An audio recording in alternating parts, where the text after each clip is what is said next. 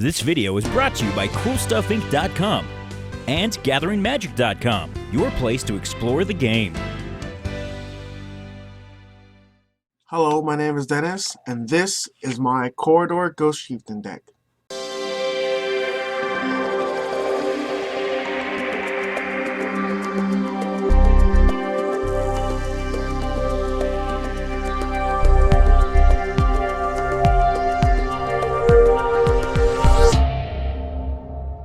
Okay, this is my Karador Ghost Chieftain deck. I have 32 lands. Starting with the basic lands, we have 4 plains, 4 swamps, and 5 forests. For non-basics, we have Kabira Crossroads. When it enters the battlefield, you gain 2 life.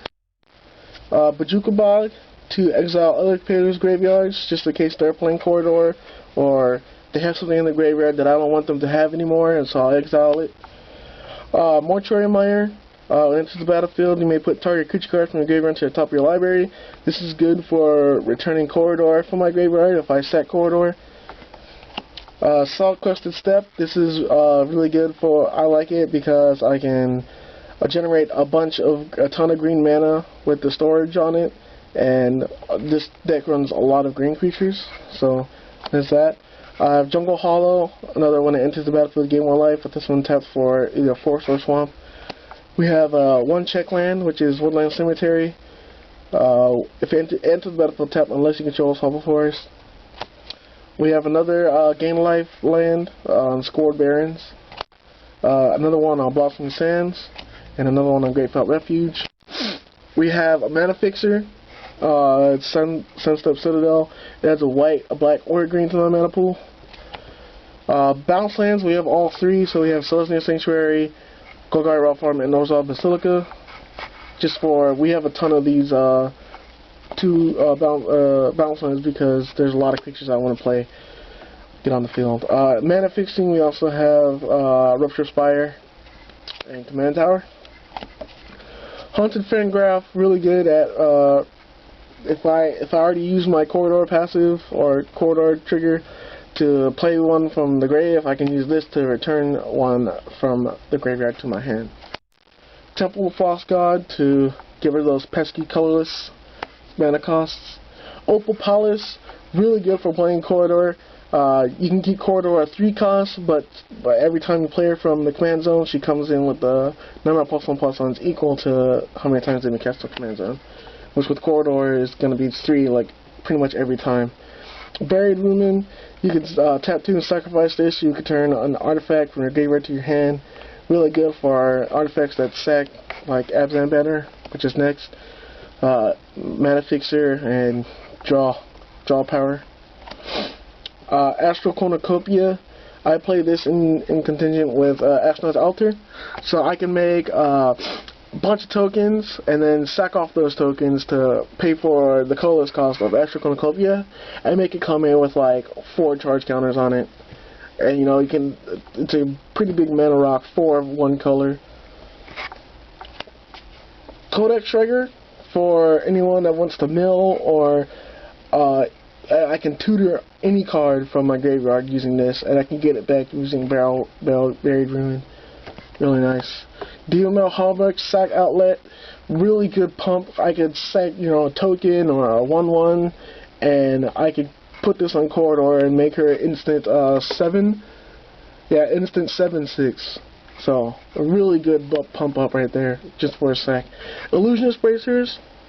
This is really good for copying any of my activated abilities on my monsters, on my creatures. It works really well with Viscall or Dave.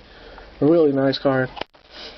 Going into sorceries and sorceries and instants, we have Disentomb, pretty standard. We have Dark Betrayal, some removal. Life from the Loam, this is for getting back any of those lands that I have to sacrifice, because it says return to 3 target lands, not just basic lands, target land, and it has a nice dredge to get that back. I can mill some creatures. I have Mulch. Really nice, get creatures in my graveyard, and I can get some lands to my hand. Altar's Reap, really nice draw power. I can get this back if I need to, and I get to get a creature in the grave. Doomblade, gotta have some creature removal. Harrow's really good. I can sack a land and get 2 lands untapped, and I can just get that land back with Life from Alone. So why not run this? Gnaw to the Bone, just excellent for when I have creatures in the graveyard and I'm kind of low on life. You know, I can pay this, and sometimes I don't even have to use this flashback, but I can if needed. Moldervine Cloak, this is just to make sure my corridor is not that weak. And if I put it on something else and I kill that thing off, it has a nice stretch, so I can get that back and pump something else up. Recollect, this is just to like get back anything like a tutor or any artifact that I can't get back, or just anything that I can't get back from that's not a creature. I can use this for. Mana ramp, we have Cultivate and Kagama's Reach. Abzan Charm, really good for any one of these spells. So you choose one, you can either exile target creature with power 3 or greater, you can draw 2 cards and lose 2 life, or you can distribute 2 +1/+1 counters among 1 or 2 target creatures. So this is really fun, it's an instant. Dutiful Return, this is really good for when I've already used Corridor, or I've used any of my other ways, I could just return 2 creatures. Sudden Reclamation, it's really good for getting some cards in your graveyard. It returns a creature and a land card from your graveyard to your hand. And it's not just from those 4 that you mill, it's from anything that's already in there. Diabolic Tutor, this is my only tutor I have. Going into creatures, we have our 1-drops, we have Doom Traveler, sack him, you get a White Spirit, really good. Calming of the False Hope, really good, you sack him, you got a Fog. So I can have Fogs for every single turn. Cathedral Sanctifier, love playing this for life gain. Loyal Sentry, really good at taking out beaters. You know, I could, unless they have trample, you know, I'd have to like, either I could take the damage and gain some life later, or, but it's really nice for destroying creatures for 1/1. Birds of Paradise for more mana fixing. Keening Apparition to get rid of those pesky enchantments. Anyone playing like a Tron deck or whatever. Viridian Emissary, good for searching out basic lands. Use them as a blocker. You also get a creature in the grave. Satyr Wayfinder, you mill 4, and you put a land from amongst those 4 into your hand, the rest into the graveyard. It's really nice when you don't get any land, so you just have 4 cards in the graveyard. Reassembling Skeleton, really nice because I don't have to use a Corridor for him. I could just tap 2 and return to the battlefield tapped. Wight of Precinct 6, it's really nice for, because it doesn't go off of your graveyard, it goes off of other people's graveyards. And if you're playing a multi-way, there's going to be like, say, 4 people, say you're playing like a 4-way, so there's 3 people's graveyards who you can pump this guy off of. Return Reveler, like stacking off him and make everybody else mill 3, because it's good for me to mill 3, but may not be so good for you. Elvish Visionary is my draw power, besides that other, besides the artifact, but I can play him even if I need to draw an extra card. Gatekeeper Malakir, always pay the kicker cost, and I get to sacrifice make anyone sacrifice a creature. Cartel Aristocrat, I don't normally use Cartel Aristocrat. I normally keep him in the grave for another person, which you'll see later.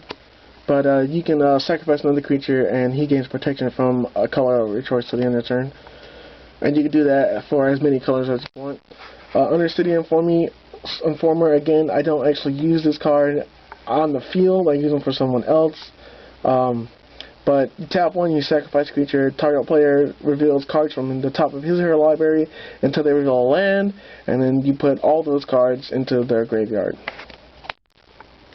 Shambling Shell, really good. You can just sack him and put a +1/+1 on Corridor or anybody else that you have, and he has a Dredge, which is really nice. I don't have to use Corridor special for him. Sin Collector, I like him. I can remove from people's hand. But it's only an instant sorcery, but it's like, if I'm playing against like an annoying blue deck, I can just get rid of their sorceries in instance. Splinter Fight, really good for milling yourself. You mill 2 at the beginning of your upkeep. Its power and toughness is equal to the number of cards in your graveyard. Eternal Witness, really good for tutoring from your grave, such as the other card that I had, the Ghoul-Caller's Bell. Brindlebore, you sacrifice to gain 4 life. Good for just, gaining life and getting a creature in the grave. Glissa the Trader is another way I get my artifacts back. It's 3 for 3/3 with First Strike and Death Touch, so you can just keep her untapped and just block anything that comes your way that's not flying. Whenever a creature an opponent controls put to the graveyard from battlefield, I may return a target artifact card from my graveyard to my hand. Phylactery Lich, it's a 3 for a 5/5. When it comes into play, you put a Phylactery counter on an artifact you control. He's indestructible, but if you control no permanents with Phylactery counters on him, you sacrifice Phylactery Lich. You have a Maya Elder for draw power and getting my basic lands out. There's only a little bit, so I like to send my deck out from the basic lands as much as possible. Royal Assassin, just anything that tries to attack me, boom, tapped and it's gone. Stonehorn Dignitary, for people to skip their next combat phase, play him from the grave, and it's like you can shut down like everyone else from attacking you, or anybody else for matter. Rot Farm Skeleton, really nice because I can use the tap 4 and mill 4, and I can put him onto the battlefield, and he goes onto the battlefield untapped, so I don't have to use Karador for him. We have Crossing Beast, really nice 4-drop for a 1/1, but he has a threshold, and the threshold is he gets +7/+7 if I have 7 or more cards on my graveyard, which is more than likely going to happen, so I just play 4 for an 8/8, which is really good. Disciple Bolas, gain life, draw cards. This is like my biggest draw power here.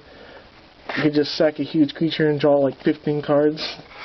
Gravedigger, really nice. I could pull out another creature. If I have the mana base, I can play that creature without using Karador.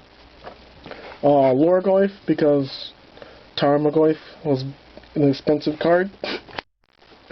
Lumberknot, for anything that I sacrifice so that someone else's field dies, he gets a +1/+1 and he's hexproof.